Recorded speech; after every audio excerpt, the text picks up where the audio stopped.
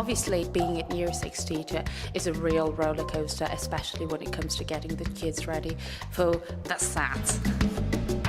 Welcome to Test Time Tips, with practical help for all those pressures of test time. I think when I woke up in the morning, it was more just making sure I got into school on time. You're rushing around to make sure you've got enough papers, pencils, everything's sharp. There's things that you can't help. You can't help children being sick. You may have that one child that doesn't show up. We've got some time-saving tips from a group of experienced teachers, as well as some solid advice from expert George Turnbull. It's like a windy day. It tends to get the students excited, and you don't want them too excited. You want them to be relaxed when they get into that testing room. Everything you need to know to prepare yourself and your pupils before, during and after test time.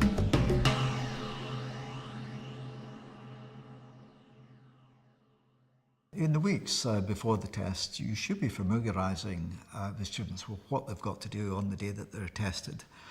And so if they're used to working in groups, for example, and collaborating with one another, the testing situation is very much different from that. So you need to get them into the situations where they're working in isolation and not chatting to each other, not asking each other questions. They need to be able to look at a test paper.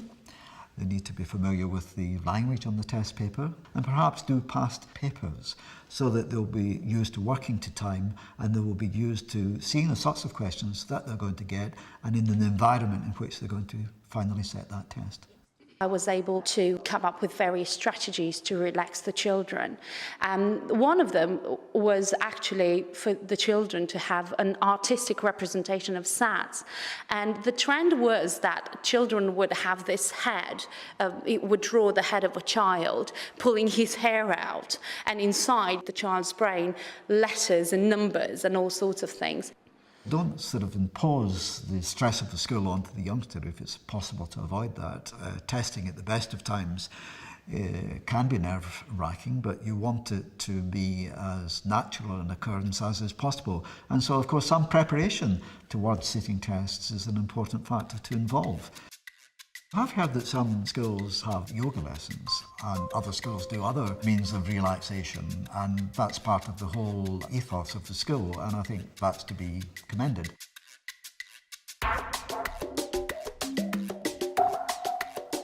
In the days before the test, you should be getting the room ready, and part of that means that information which could be used during the test by the students should be removed or covered up. Some schools I know take the displays down, but we prefer to cover them because after the test it's easier to take the covering off and to show the displays again. It doesn't mean to say you make the place bare. If you can put something in its place which would help the environment, then that's fine. But there shouldn't be information on the walls that can be used in the test. It's a different layout, but it is still their classroom.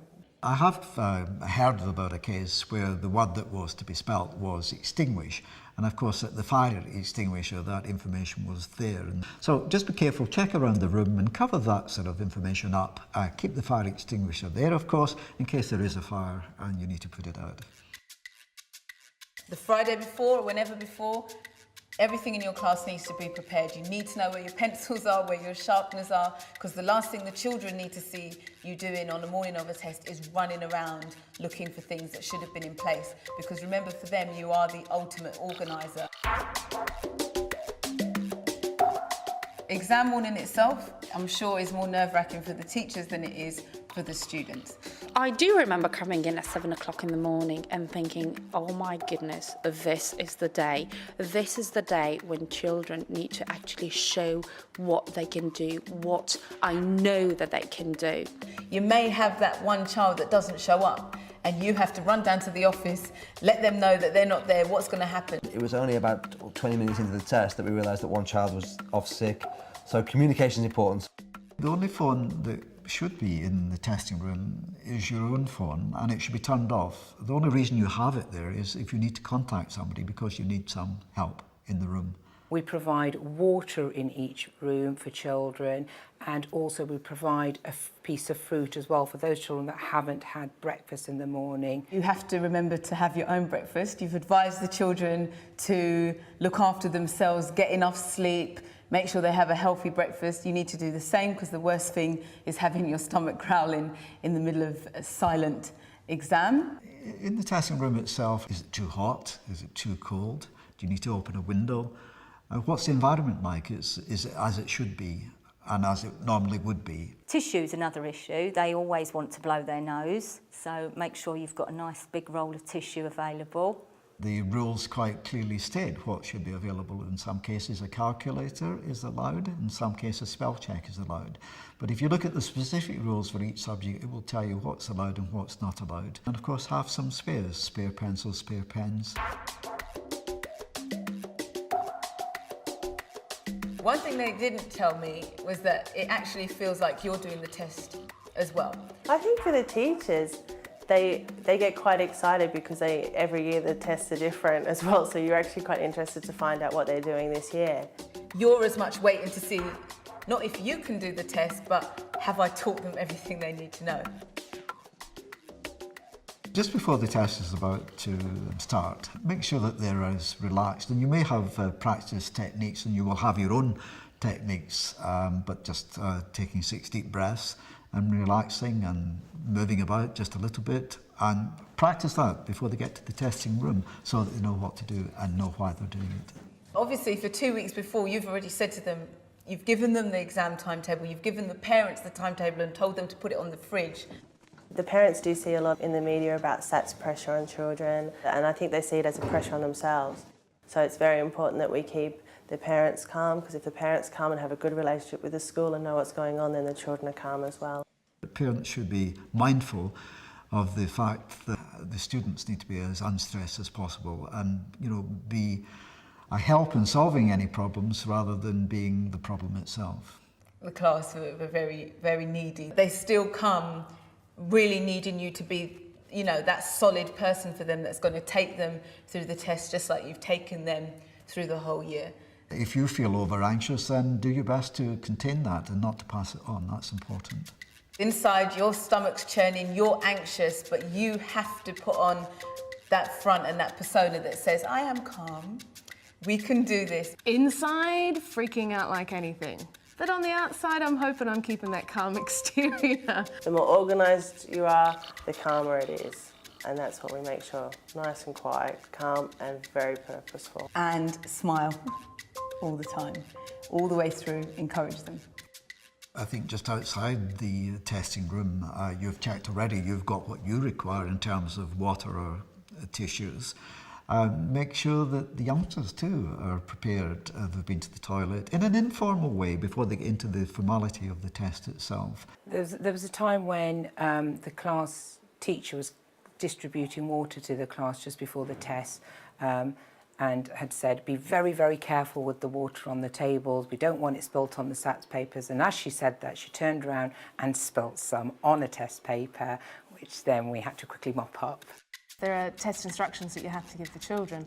And I find myself the night before sitting in bed with the test booklet, reading exactly what I have to say, practicing it out loud. My husband gets really annoyed sometimes, but that's okay. He could probably sit the test now, just to make sure I get them right. There's things that you can't help. You can't help children being sick. One of the children decided to freak out on this test, sat down, wrote their name, wrote the date, turned to the first page, screamed. Everybody just stopped and looked. And it was that kind of impulse moment. You go over, you check, still wasn't going to stop screaming. We take her out, making sure that we still got enough people inside the class. But she just didn't calm down at all. And we had to arrange for her to sit it on a different day. All sorts of things can happen in primary schools. It could be toilet, it could be just generally feeling upset, it could be a nosebleed, it could be many things, and I'm sure you're used to dealing with them. The only thing to remember that in the testing situation, you need to stop the clock, attend to what it is, and then start the clock again when that student is ready to continue. If somebody throws up, it is disruptive for the test, it is disruptive for the whole situation, it's disruptive for the carpet. One of the girls was violently sick. Whether it was to do with nerves or whether it was something she'd ate that morning for her breakfast, we don't know. But we had a bit of a job trying to keep the vomit away from us and the test papers and the other children, and then to clear up the mess as well before we could start. You would need to have some means of contacting somebody outside of your room if you need to leave the room, and you may have to take a student out and to settle them down somewhere else, perhaps. And if that is the case, then they can get the full time for the test as before, and you just stop the clock when they feel unwell or whatever, and then start it again and carry on as before. If it's interrupted the other students, then perhaps you need to stop them as well. As long as you're organised. But there are things that will always happen on the day, and you just go with it and just try and keep as calm as you can. I think it's important to move around so that you can keep an eye on what the children are doing and try and pick up any feelings of whether they're feeling very nervous, but at the same time not to stand over their shoulders really peering at their work. Just, you know, as you would normally walk around, make sure children are okay. You know, if anyone looks upset, go and reassure them. Don't just leave them to get on with it. How you behave in the room, whether you march up and down or act in a way which is abnormal to your normal behaviour, these are important considerations. Your main task is to make sure that the test is conducted as it should be and the students aren't disrupted in any way. So anything that you might do to disrupt that situation, you should avoid. My advice would be just to act normally in the way that they would normally observe the class when they were supposed to be doing something in isolation from the other students.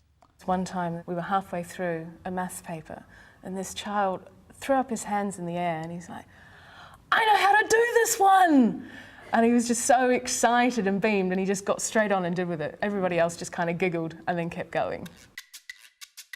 I have heard in some instances that teachers are giving the timing too often, and that could be disruptive in itself. Obviously 45 minutes in the life of 11-year-olds is quite long. I sat in on a group doing tests when I first came to this school, and they reminded the children at 5-minute countdowns. It was like the space shuttle launch, you know. So that was strange, and with about 15 minutes to go, some of them were already freaking out. By way of advice, that may suggest that you perhaps tell them halfway through the test, that they're halfway through the test, and maybe 10 minutes before, just to let them know that there's 10 minutes left to complete what they have to do. Well, I think after the test, you forget about the test. Let them go out and play. There's no point in going over it and saying what they should have done, and it's not going to do any good at that particular point. Let them relax. One thing I always say to my classes is that your test papers are going to be marked by someone far away. So it's about saying, they don't know me, I want them to know the best of me. They've got an audience that's captive, reading their work. They should get the chance to show them how great they are, and that's what we've been telling them all year. Making them see it as a celebration of their own achievements, that they have worked all through school and people just want to find out what they can do. Keeping them grounded in the fact that the test is the short-term thing, their attainment for life is the long-term goal.